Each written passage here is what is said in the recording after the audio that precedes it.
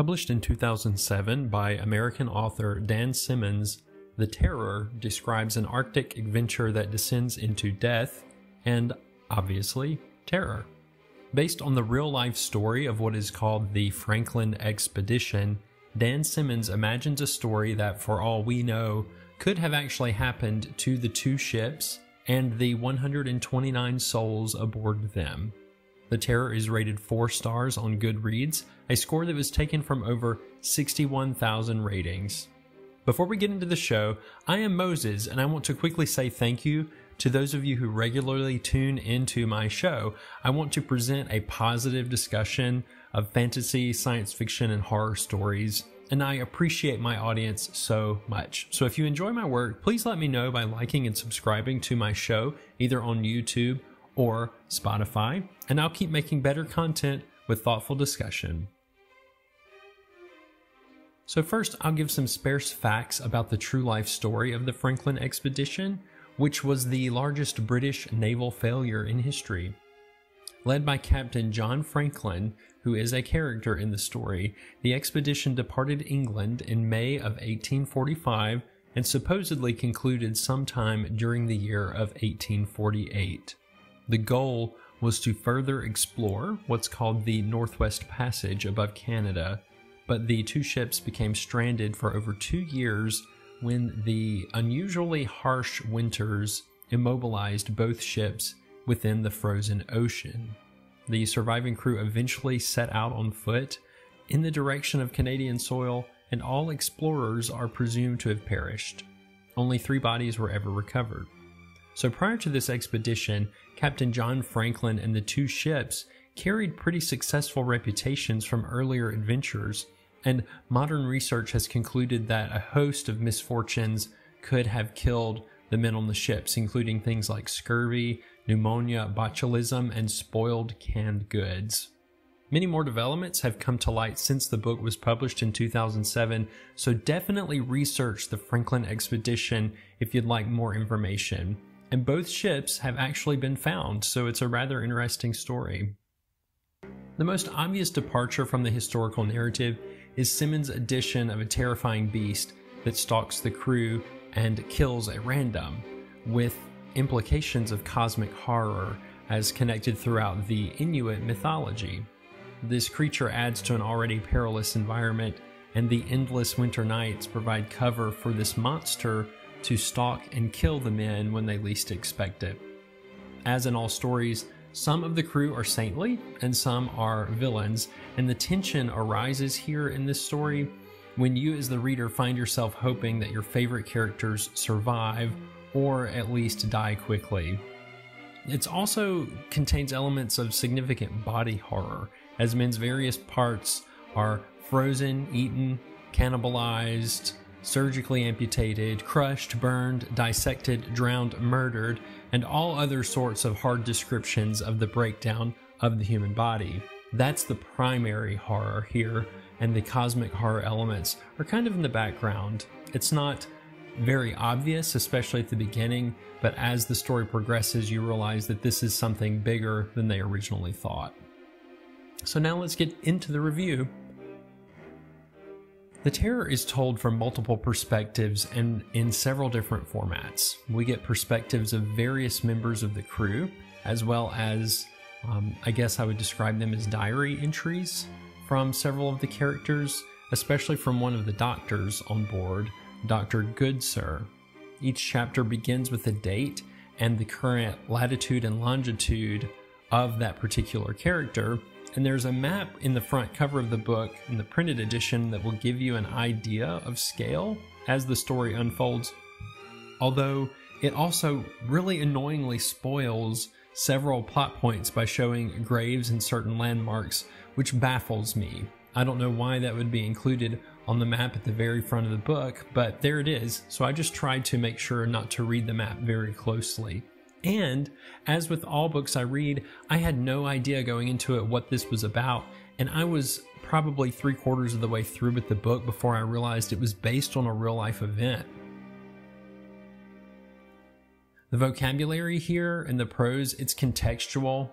well, not so much the prose, but the words and phrases and the mentality here is contextual to the mid-1800s, and the mentality of the day seems accurate to me. So that means that there are elements that include a very modern exploratory optimism about nature and finding out what's out there in the wider world. There's hostility against homosexuality. There is disdain for tribal customs and tribal people. And there is a very pervasive and domineering Christian worldview of many of the characters. This authenticity, to me, it adds to the legitimacy of the narrative because it shows not only did this author do research, but the contextual perspectives really kept me in that world.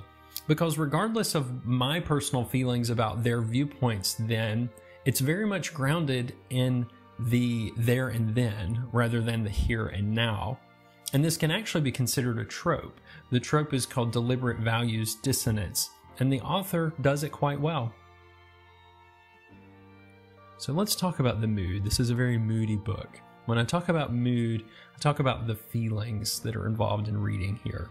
So I would say the primary mood here is bleak.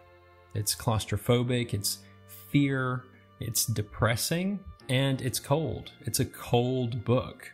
I often felt cold myself while reading, and several times I actually plugged in my electric blanket because I got cold while reading it. As the expedition transforms from optimism and into despair, and characters begin dying, you have horrible things that happen like food and fuel begin to run out, crew members sustain horrible injuries and frostbite, men are falling through the ice, they are killed suddenly and violently by beast and fire.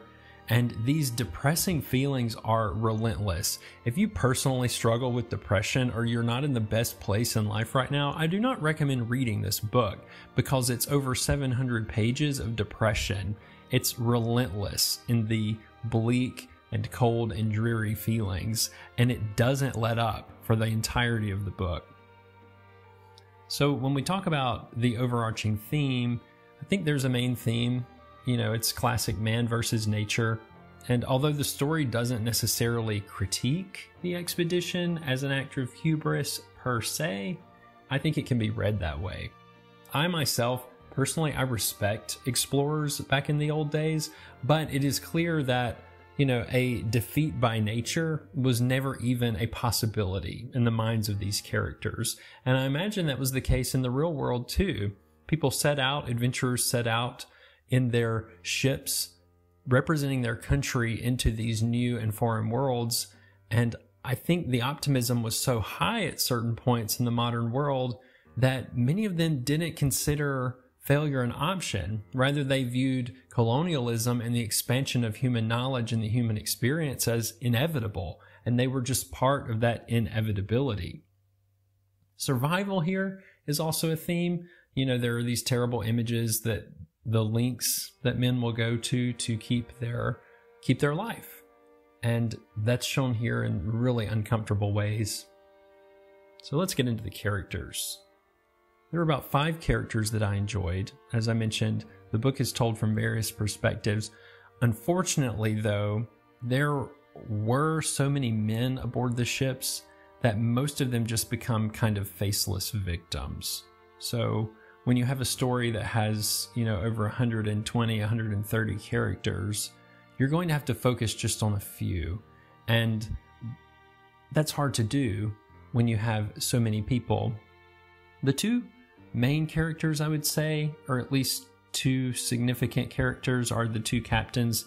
They are Franklin and Crozier, and they are written as foils to one another. Franklin is portrayed, you know, he's the primary captain at the start of the expedition is named after him, but he's portrayed as more of kind of religious dandy, while Crozier is tougher and pessimistic. I felt that I was expected to dislike Franklin and to like Crozier more than him, and I don't know how I felt about that because their personalities were so obviously designed to be foils for one another, it almost felt comical.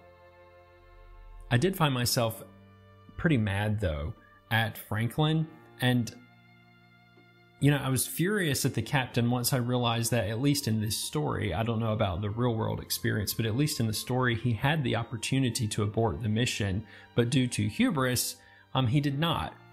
Although I do wonder if this is a fair assessment of the real life person, and that is one of the constant critiques I find myself holding about historical fiction. When you develop a story based on real life, and you're using the names of actual people who lived and died throughout history, many of them doing great things, I often feel kind of uneasy when I realize that we take a lot of liberties, and certain authors take liberties with describing the way that these people were, and they clearly expect us to have some sort of moral evaluation of who they were and what they did. My question is, how do I know that's accurate? Therefore, how do I know my moral assessment of a character is fair or if it's unfair? I want to make sure that I'm a fair person, and I don't want to have some sort of negative bias towards someone just because they are described in some work of fiction. The most obvious person that this is the case with is a character named Hickey. He is one of the main antagonists of the novel, and he's very obviously so. He is described as rat-like in his physicality and as a gay sexual deviant, which of course could further stereotypes, but I think that Simmons does a good job of balancing an evil gay character with a good and wise gay character, which was pretty entertaining. It does feel wrong to potentially defame the real Hickey, so I appreciate that the showrunners did in the AMC adaptation, which, by the way, the book was actually adapted into an AMC show for 10 episodes. I've not seen it, but they wanted to be more fair to the real life character, and so what they did in the television show was have his character replaced by a criminal who was imitating Hickey. So I appreciate that. One of the more interesting characters that commands every scene that she's in is this mysterious mute Inuit woman named Silence. She doesn't really have an arc per se, and she doesn't talk, so you can only learn so much about a character when they don't speak, but she definitely fills the role, the trope called the magical Native American trope, and that also ties in with other Inuit characters that are portrayed in the book as kind of the sort of noble savage, as opposed to the white settlers who are portrayed more often than not as being a corrupting influence on the world. I didn't find myself bored with the book, but it could have definitely moved quicker. Be aware that this book is very long. It's over 700 pages, and if you get bored easily, it may not be the book for you. It is written to be a very, very slow burn, and the action and plot points are spaced very far apart. In conclusion, The Terror succeeds as a historical fiction horror. The author's research really shows, and this bleak Arctic world is actually a really great setting for a cosmic horror novel. The pacing moved a bit too slow for me, and I believe at least 150 pages could easily have been removed with minimal impact on the story. So for these reasons and those in the review, I give The Terror 4 stars out of 5. If you like my show, help me out by liking and subscribing either on YouTube, Apple Podcast, or Spotify. If you want to hear me review a certain book, let me know in the comments of my YouTube channel, and I'll see if I can't give it a look. I'll see you in the next episode, and until then, happy reading.